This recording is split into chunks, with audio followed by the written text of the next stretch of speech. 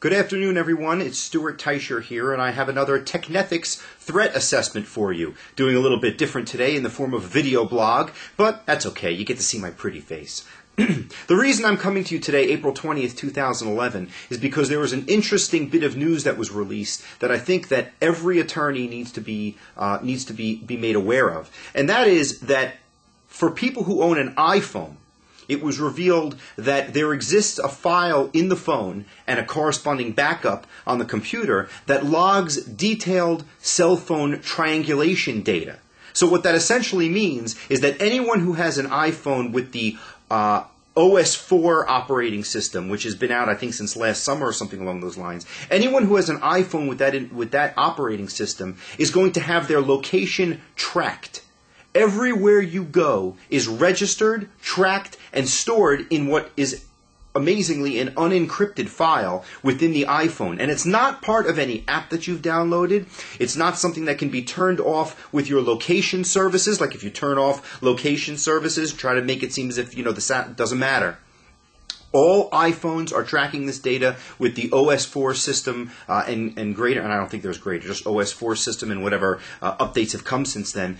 Every iPhone is tracking this sort of thing, and it's very, very scary. There are two reasons that I bring it to your attention. First of all, you can imagine the practical application, or implications of it rather, right? If you've got a criminal context and you've got an alibi, well, now your alibi can be either proven or disproven, or your client's alibi, that is, can be either proven or disproven by use of this data that's in the iPhone. As well, in a civil context, if you've got, say, a matrimonial matter, now you can start, you say you were helping your sick grandmother yesterday? Well, iPhone says that you were at the Mets game or something along those lines.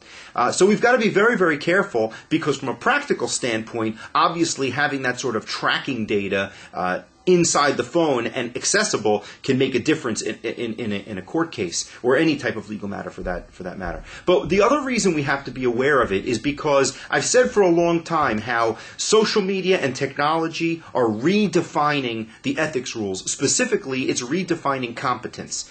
These days, you've got to understand the various issues that deal with the body of law, I should say, that I've coined called technethics. Not just social media, but all kinds of technology. Cell phones, smartphones, cloud computing, software as a service, all these various issues, crowdsourcing and open source software. All these things are changing on a daily basis. And as you can see, from this particular issue, we've got serious practical issues that exist when it comes to the practice of law.